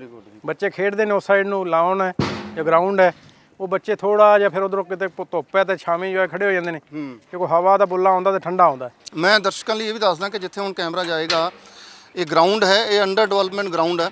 ਹਾਲ ਫਿਲਹਾਲ ਇਹਨੂੰ ਖਾਲੀ ਮੈਦਾਨ ਦੇ ਵਿੱਚ ਤੇ ਜਿਹੜਾ ਸਾਡਾ ਦੇਸੀ ਘਾਹ ਹੁੰਦਾ ਉਸ ਦੇ ਰਾਹੀਂ ਹੀ ਬੱਚੇ ਇਹਨੂੰ ਮੈਦਾਨ ਦੇ ਰੂਪ, ਖੇਡ ਮੈਦਾਨ ਦੇ ਰੂਪ ਦੇ ਵਿੱਚ ਵਰਤਦੇ ਆ। ਆਉਣ ਵਾਲੇ ਸਮੇਂ ਦੇ ਵਿੱਚ ਜੇ ਤੁਹਾਡਾ ਸਹਿਯੋਗ ਰਿਹਾ ਤਾਂ ਇਹ ਕੋਸ਼ਿਸ਼ ਵੀ ਹੋਏ ਕਿ ਇਸ ਇਲਾਕੇ ਦੇ ਵਿੱਚ ਇੱਕ ਚੰਗਾ ਜਿਹੜਾ ਖੇਡ ਸਟੇਡੀਅਮ ਇਸ ਸਕੂਲ ਦੇ ਵੱਲੋਂ ਇਸ ਅਕੈਡਮੀ ਦੇ ਵਿੱਚ ਆਪਾਂ ਡਿਵੈਲਪ ਕਰੀਏ। ਇਹਦੇ ਲਈ ਵੀ ਤੁਸੀਂ ਸਾਰੇ ਰਲ ਮਿਲ ਕੇ ਹੰਭਲਾ ਮਾਰਿਓ। ਇਹ ਉਹ ਟਿੱਬਿਆਂ ਦਾ ਮਾਰੂਥਲ ਦਾ ਇਲਾਕਾ ਹੈ ਪੰਜਾਬ ਦਾ, ਜਿੱਥੇ ਪਾਣੀ ਵੀ ਨਹੀਂ ਚੜ੍ਹਦਾ ਹੁੰਦਾ ਸੀ ਕਿਸੇ ਵਕਤ, ਤੇ ਇੱਥੇ ਹੁਣ ਘਰੇਵਾਈ ਦੀਆਂ ਲਹਿਰਾਂ ਬਹਿਰਾਂ ਕੀਤੀਆਂ ਹੋਈਆਂ ਨੇ। ਤੇ ਆਸ ਤੇ ਉਮੀਦ ਕਰਾਂਗੇ ਕਿ ਤੁਸੀਂ ਸਹਿਯੋਗ ਕਰੋਗੇ ਕਿ ਜਿਹੜਾ ਇਹ ਖੇਡ ਸਟੇਡੀਅਮ ਆਪਾਂ ਇਸ ਨੂੰ ਵੀ ਬੜੀ ਜਲਦੀ ਡਿਵੈਲਪ ਕਰ ਲਈਏ। ਮੈਂ ਥੋੜਾ ਧਿਆਨ ਲਿਆਉਣਾ ਚਾਹਣਾ, ਇੱਕ ਆਪਣਾ ਬਾਸਕਟਬਾਲ ਦਾ ਕੋਰਟ ਹੁੰਦਾ ਬੱਚਿਆਂ ਦੇ ਖੇਡਣ ਵਾਸਤੇ। ਜੀ ਜੀ ਜੀ ਜੀ ਜੀ। ਉਹ ਸਾਡਾ ਅਸੀਂ ਉੱਥੇ ਬਣਾਇਆ ਤਾਂ ਹੈਗਾ ਉਹਨੂੰ, ਪਰ ਸਾਡਾ ਉਹ ਕੱਚਾ ਪਿਆ ਹੈ ਜੀ। ਉਹ ਸਾਡੀ ਮਾਇਕ ਸਥਿਤੀ ਚੰਗੀ ਨਹੀਂ ਸੀ, ਬਿਲਡਿੰਗ ਬਣਾਉਣੀ ਪੈ ਰਹੀ ਇੱਕਦਮ ਅਚਾਨਕ। ਤੇ ਸਾਨੂੰ ਉਹਦੇ ਵਾਸਤੇ ਵੀ ਕਰੀਬ ਸਾਨੂੰ ਹੁਣ ਜੇ ਅਸੀਂ ਉਹਦਾ ਪਤਾ ਕਰਦੇ ਹਾਂ, ਸਾਰਾ ਜੇ ਉਹਨੂੰ ਪੱਕਾ ਕਰਾਉਣਾ, ਕੰਕਰੀਟ ਕਰਨਾ ਹੈ, ਉਹ ਤਾਂ ਰਬੜ ਦੇ ਸਾਰੇ ਜਿੰਨੇ ਵੀ ਅੱਜ ਕੱਲ੍ਹ ਜਿਹੜਾ ਮਾਡਲ ਨਵੇਂ ਆਏ ਹੋਏ ਨੇ, ਇਹ ਕਰੀਬ ਇਹਦਾ 10 ਲੱਖ ਤੋਂ ਲੈ ਕੇ 15 ਲੱਖ ਤੱਕ ਖਰਚਾ ਹੈ ਇਹਦਾ ਬਾਸਕਟਬਾਲ ਕੋਰਟ ਬਣਾਉਣ ਦਾ। ਜੇ ਉਹਦੀ ਬਰਾਬਰ ਬਾਰ-ਬਾਰ ਸਾਰੀ ਜਾਲੀ ਲਾਈ ਜਾਵੇ, ਅੰਦਰ ਸਾਰੇ ਕੋਰਟ ਉਸ ਤਰ੍ਹਾਂ ਮਤਲਬ ਬਣਾਇਆ ਜਾਏ, ਤੇ ਕਾਫੀ ਖਰਚਾ ਹੈ। ਤੇ ਉਹ ਮਾਇਕ ਸਥਿਤੀ ਚੰਗੀ ਨਾ ਹੋਣ ਕਰਕੇ ਉਹ ਬੱਚੇ ਵਿਚਾਰੇ ਜਾਂਦੇ ਤਾਂ ਹੈਗੇ ਆ, ਪਰ ਉਹ ਜਿੰਨਾ ਕੁ ਉੱਥੇ ਹੋ ਪਾਉਂਦਾ ਉਹ ਖੇਡ ਲੈਂਦੇ ਨੇ।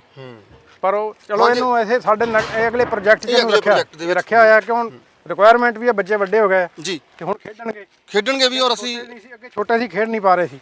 ਔਰ ਇਹ ਵੀ ਹੈ ਕਿ ਜੇ ਅਸੀਂ ਇਸ ਨੂੰ ਪੱਕਾ ਕਰ ਲਵਾਂਗੇ ਜਾਂ ਇਸ ਨੂੰ ਉਵੇਂ ਪ੍ਰੋਫੈਸ਼ਨਲ ਬਣਾ ਲਵਾਂਗੇ ਤਾਂ ਹੋ ਸਕਦਾ ਕਿ ਅਸੀਂ ਚੰਗੇ ਖਿਡਾਰੀ ਜਿਹੜੇ ਆ ਇੱਥੋਂ ਸਟੇਟ ਲੈਵਲ ਦੇ ਔਰ ਨੈਸ਼ਨਲ ਲੈਵਲ ਦੇ ਜਿਹੜੇ ਉਹ ਪ੍ਰੋਵਾਈਡ ਕਰਾ ਸਕੀਏ, ਵਿਦਿਆਰਥੀਆਂ ਦਾ ਹੌਸਲਾ ਵਧਾ ਸਕੀਏ ਅਸੀਂ।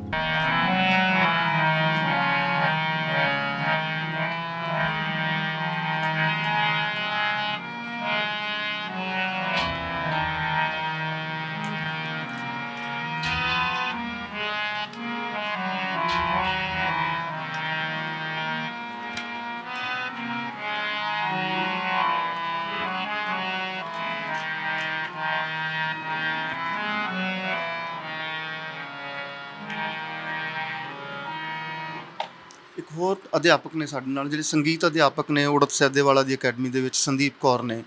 ਆਓ ਇਹਨਾਂ ਤੋਂ ਜਾਣਦੇ ਹਾਂ ਕਿ ਅਕਾਲ ਅਕੈਡਮੀ ਨਾਲ ਜੁੜ ਕੇ ਇਹਨਾਂ ਦੇ ਜੀਵਨ ਦਾ ਕੀ ਸੁਧਾਰ ਹੋਇਆ ਔਰ ਜੀਵਨ ਦੇ ਵਿੱਚ ਕੀ ਕੀ ਤਬਦੀਲੀਆਂ ਆਈਆਂ, ਇਹਨਾਂ ਦਾ ਤਜਰਬਾ ਕਿੱਦਾਂ। ਮੈਡਮ ਸਤਿ ਸ਼੍ਰੀ ਅਕਾਲ ਜੀ। ਸਤਿ ਸ਼੍ਰੀ ਅਕਾਲ। ਵਾਹਿਗੁਰੂ ਜੀ ਕਾ ਖਾਲਸਾ, ਵਾਹਿਗੁਰੂ ਜੀ ਕੀ ਫਤਿਹ। ਮੈਡਮ ਤੁਸੀਂ ਕਦੋਂ ਜੁੜੇ ਸੀ ਅਕਾਲ ਅਕੈਡਮੀ ਨਾਲ? ਅਸੀਂ ਸਰ ਬੜੂ ਸਾਹਿਬ ਪੜ੍ਹੇ ਹੋਏ 2014 ਤੋਂ ਲੈ ਕੇ 2019 ਤੱਕ। ਉੱਥੇ BA ਕੀਤੀ ਹੈ, ਗੁਰਮਤਿ ਸੰਗੀਤ ਕੀਤਾ ਵਾ, ਤੇ ਬਾਬਾ ਜੀ ਦੀ ਮਿਹਰਬਾਨੀ ਜੋ ਵੀ ਸਾਨੂੰ ਅਕਾਲ ਅਕੈਡਮੀ ਦੇ ਨਾਲ ਜੋੜਿਆ ਵਾ। ਪਹਿਲਾਂ ਮੇਰੀ ਅਕਾਲ ਅਕੈਡਮੀ ਥੇ ਕਲੰਦਰ ਸੀ, ਜੋ ਕਿ ਫਾਜ਼ਿਲਕਾ 'ਚ ਪੈ ਜਾਂਦੀ ਹੈ।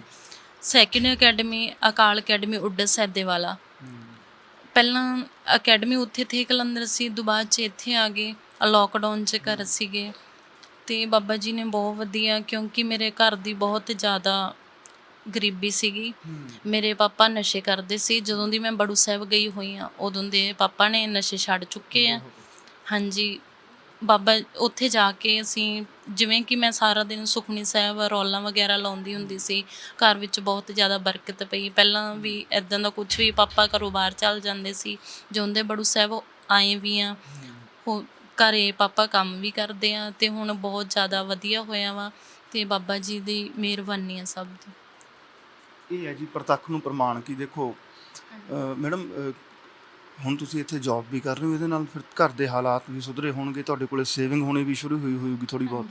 ਹਾਂਜੀ, ਹੁਣ ਪੇਰੈਂਟਸ ਨੂੰ ਬਹੁਤ ਵਧੀਆ ਲੱਗਿਆ ਕਿ ਬਾਬਾ ਜੀ ਨੇ ਇੱਦਾਂ ਦਾ ਵੀ ਸਾਰਾ ਕੁਛ ਸਾਂਭਿਆ ਹੋਇਆ ਵਾ, ਅਤੇ ਵੀ ਸਾਡੀ ਕੁੜੀ ਨੇ ਵੀ ਕੀਤੀ ਹੋਈ ਹੈ, ਤਰੱਕੀ ਕੀਤੀ ਹੋਈ ਹੈ। ਜੋ ਮੇਰੀ ਪੇਮੈਂਟ ਆਉਂਦੀ ਹੈ, ਦੀਦੀ ਦੀ ਮੈਰਿਜ ਹੋਈ ਆ, ਅਤੇ ਦੀਦੀ ਦੀ ਮੇਰੇ ਪੇਮੈਂਟ ਨਾਲ ਹੀ ਉਹਨਾਂ ਨੂੰ ਸਮਾਨ ਦਿੱਤਾ ਗਿਆ। ਕਿੰਨਾ ਵਧੀਆ ਹੋਇਆ, ਕਿੰਨਾ ਸਪੋਰਟਿਵ ਹੋਇਆ ਯਾਰ, ਕਿੰਨੀ ਅੱਛੀ ਗੱਲ ਹੈ ਕਿ ਸੰਦੀਪ ਹੋਰਾਂ ਦੇ ਉੱਥੇ ਪੜ੍ਹਨ ਦੇ ਨਾਲ ਉੱਥੋਂ ਗ੍ਰੈਜੂਏਸ਼ਨ ਕੀਤੀ ਇਹਨਾਂ ਨੇ ਗੁਰਮਤਿ ਸੰਗੀਤ ਦੇ ਵਿੱਚ, ਫਿਰ ਅਕੈਡਮੀਜ਼ ਦੇ ਵਿੱਚ ਜੌਬ ਲੱਗ ਗਈ। ਉਸ ਦੇ ਨਾਲ ਕਿੱਡੀ ਵੱਡੀ ਗੱਲ, ਕਿੱਡੀ ਬਰਕਤ ਦੀ ਗੱਲ ਕਿ ਪਿਤਾ ਦੀ ਜ਼ਿੰਦਗੀ ਦੇ ਵਿੱਚ ਵੀ ਸੁਧਾਰ ਆਇਆ। ਔਰ ਕਿੱਡੇ ਮਾਣ ਦੀ ਗੱਲ ਹੈ ਕਿ ਇਸ ਬੱਚੀ ਨੇ, ਸੰਦੀਪ ਨੇ, ਆਪਣੀ ਮਿਹਨਤ ਦੀ ਕਮਾਈ ਦੇ ਵਿੱਚੋਂ ਆਪਣੀ ਭੈਣ ਦੇ ਵਿਆਹ ਦੇ ਵਿੱਚ ਵੀ ਯੋਗਦਾਨ ਪਾਇਆ।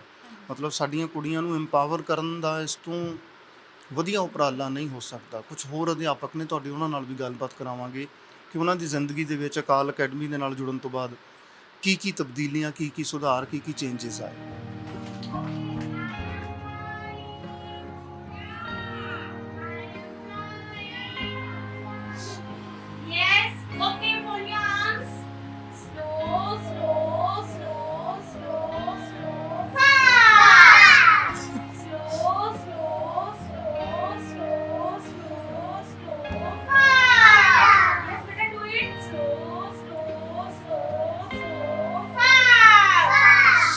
ਆਓ ਤੁਹਾਨੂੰ ਇੱਕ ਹੋਰ ਅਧਿਆਪਕ ਨਾਲ ਮਿਲਾਉਂਦੇ ਆ ਜਿਨ੍ਹਾਂ ਦੀ ਜੀਵਨ ਦੇ ਵਿੱਚ ਅਕਾਲ ਅਕੈਡਮੀ ਦਾ ਬਹੁਤ ਵੱਡਾ ਰੋਲ ਹੈ, ਬਹੁਤ ਵੱਡਾ ਯੋਗਦਾਨ ਹੈ। ਮੈਡਮ ਸਤਿ ਸ਼੍ਰੀ ਅਕਾਲ, ਵਾਹਿਗੁਰੂ ਜੀ ਕਾ Khalsa.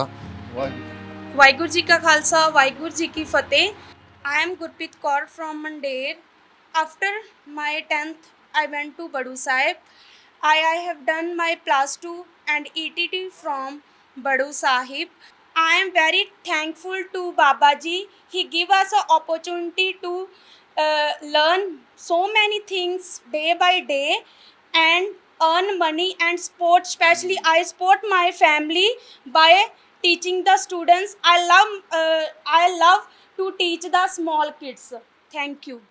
Thank you very much. ਤੁਸੀਂ ਬੜੀ ਸੋਹਣੀ ਗੱਲ ਕਹੀ ਕਿ ਪੜ੍ਹੇ ਵੀ, ਪੜ੍ਹਾਇਆ ਵੀ, ਔਰ ਹੁਣ ਆਪਣੀ ਜ਼ਿੰਦਗੀ ਦੇ ਵਿੱਚ ਇੱਕ ਅਰਨਿੰਗ ਜਿਹੜੀ ਹੈ ਉਹ ਅਰਨਿੰਗ ਵੀ ਕਰ ਰਹੇ ਨੇ ਔਰ ਆਪਣੀ ਫੈਮਿਲੀ ਨੂੰ ਮੈਡਮ ਸਪੋਰਟ ਵੀ ਕਰ ਰਹੇ ਨੇ। ਦੇਖੋ ਛੋਟੇ ਛੋਟੇ ਬੱਚਿਆਂ ਦੀਆਂ ਛੋਟੀਆਂ ਛੋਟੀਆਂ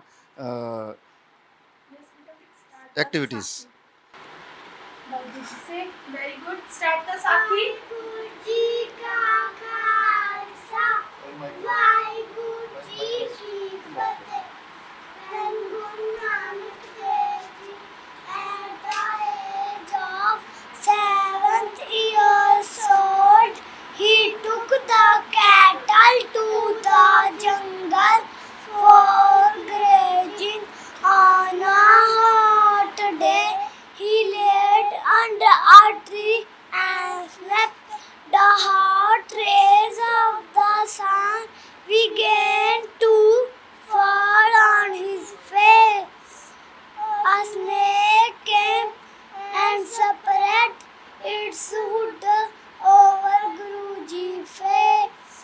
Lai Bular was surprised to see this. He touched Guruji's feet and said, "Oh Nanak, you are great. Oh Nanak, you are great."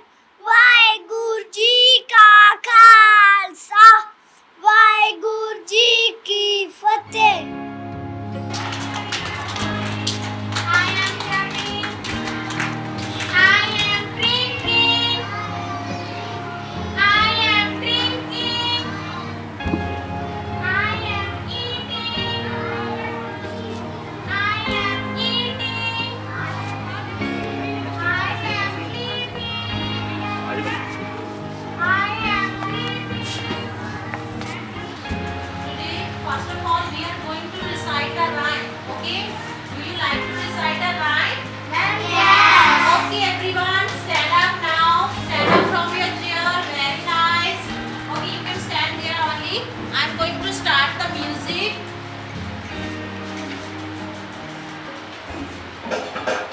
Okay. Up in the blue sky, what do you see? Up in the blue sky, what do you see? Big birds, small birds, flying happily. Flying, flying, sha-la-la-la-la. Flying, flying, ha-ha-ha-ha-ha. Up in the dark sky, what do you see? Up in the dark sky, what do you see? Big star, small star, twinkling happily. Twinkling, twinkling, sha-la-la-la-la. Twinkling, twinkling, ha-ha-ha-ha-ha. Deep in the ocean, what do you see? Deep in the ocean, what do you see? Big fish, small fish, swimming happily. Swimming, swimming, sha-la-la-la-la. Swimming, swimming, ha-ha-ha-ha-ha. ਤੁਹਾਡੀ life ਦੇ ਵਿੱਚ ਕੀ ਅਸਰ ਪਾਇਆ ਅਕਾਲ academy ਨੇ ਤੁਹਾਡੀ ਜ਼ਿੰਦਗੀ ਨੂੰ ਬਦਲਣ ਦੇ ਵਿੱਚ? ਤੁਹਾਡਾ ਨਾਮ ਉਸ ਤੋਂ ਬਾਅਦ ਸ਼ੁਰੂ ਕਰੋ। My name is Jasveer Kaur. I am working in Akal Academy Udda Saidyala. I have appointed here as a KG teacher, and there is great difference in my life now because Baba Iqbal Singh ji has provided me free education. This is the biggest thing in my life, and because I belong to a poor family, I think I couldn't get these type of opportunities and studies, but Badu Sahib has given me these opportunities, and I have learned lot of things in the Badu Sahib. And after doing my ETT at Badu Sahib, then I appointed in the academies, and again they gave me one more opportunities to complete my study, like I have done my BA, B.Ed and NTT, and now I am very fully satisfied with my job. And today I am teaching to class 3 also, and I am very happy there.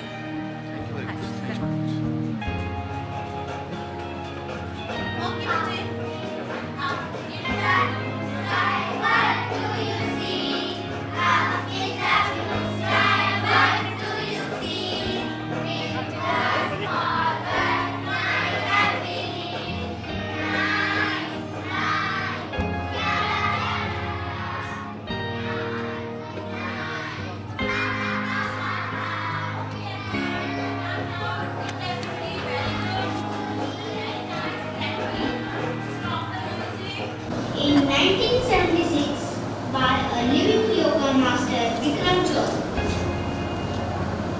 Tell me more about the technique. Does it have many poses? Imagine one. It consists of 26 poses. They are called asanas. His original series of 26 poses are now practiced in studios around the world. And what happened? Does the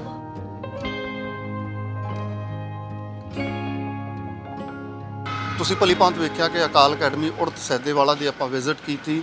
ਉੱਥੇ ਚੱਲ ਰਹੇ ਜਿਹੜੇ construction ਦੇ ਕਾਰਜ ਨੇ ਉਹਨਾਂ ਤੋਂ ਤੁਹਾਨੂੰ ਜਾਣੂ ਕਰਾਇਆ ਕਿਹੜੀਆਂ ਜ਼ਰੂਰਤਾਂ ਨੇ, ਕਿੰਨੇ ਫੰਡ ਦੀ ਜ਼ਰੂਰਤ ਹੈ।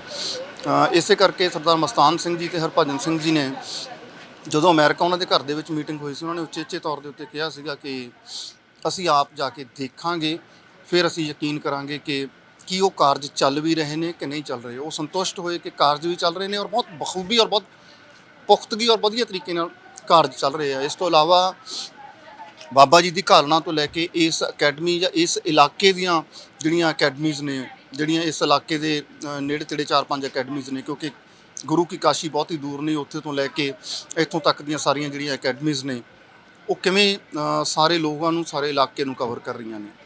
ਸੋ ਇਹ ਸਾਰਾ ਕੁਝ ਤੁਹਾਨੂੰ ਦਿਖਾਉਣ ਦੀ ਕੋਸ਼ਿਸ਼ ਕੀਤੀ, ਵਿਮਨ ਇੰਪਾਵਰਮੈਂਟ ਨਾਲ ਜੁੜੀਆਂ ਹੋਈਆਂ ਚੀਜ਼ਾਂ ਤੁਹਾਨੂੰ ਦਿਖਾਉਣ ਦੀ ਕੋਸ਼ਿਸ਼ ਕੀਤੀ। ਤੇ ਇਸ ਪ੍ਰੋਗਰਾਮ ਦਾ ਅੱਜ ਦਾ ਅੰਤ ਕਰ ਰਹੇ ਹਾਂ ਕਿਉਂਕਿ ਕੋਵਿਡ ਆ ਗਿਆ ਸੀਗਾ। ਸੋ 2019-20 10ਵੀਂ ਦਾ ਨਤੀਜਾ 100%, 98% ਨਾਲ ਜ਼ਿਲ੍ਹਾ ਮਾਨਸਾ ਤੇ ਤਹਿਸੀਲ ਬੁਲਾਡਾ ਵਿੱਚੋਂ ਪਹਿਲਾ ਸਥਾਨ ਪ੍ਰਾਪਤ ਕਰਨ ਵਾਲਾ ਵਿਦਿਆਰਥੀ ਨਿਮਰਤ ਸਿੰਘ 98% ਜਿਹੜੇ ਨੰਬਰ ਲੈ ਕੇ ਇਹ ਵਿਦਿਆਰਥੀ ਸਾਰੇ ਜ਼ਿਲ੍ਹੇ ਮਾਨਸੇ ਦੇ ਵਿੱਚੋਂ ਆਪਣਾ ਨਾਮ ਵੀ ਰੌਸ਼ਨ ਕਰ ਗਿਆ, ਆਪਣੀ ਅਕੈਡਮੀ ਦਾ ਵੀ, ਆਪਣੇ ਮਾਤਾ ਪਿਤਾ ਦਾ ਵੀ ਔਰ ਆਪਣੇ ਇਸ ਇਲਾਕੇ ਦਾ ਨਾਮ ਵੀ ਰੌਸ਼ਨ ਕਰ ਗਿਆ। ਔਰ ਆਸ ਤੇ ਅਰਦਾਸ ਕਰਾਂਗੇ ਕਿ ਇਹਨਾਂ ਅਕੈਡਮੀਆਂ 'ਚੋਂ ਪੜ੍ਹਨ ਵਾਲੇ, ਨਿਕਲਣ ਵਾਲੇ ਬੱਚੇ ਇਸੇ ਤਰੀਕੇ ਨਾਲ ਹਰ ਕਿਸੇ ਵਿਧਾ ਦੇ ਵਿੱਚ ਪਰਿਵਾਰ ਤੋਂ ਲੈ ਕੇ ਦੇਸ਼ ਤੱਕ ਦਾ ਨਾਮ ਰੌਸ਼ਨ ਕਰਦੇ ਰਹਿਣ। ਸਤਿ ਸ਼੍ਰੀ ਅਕਾਲ।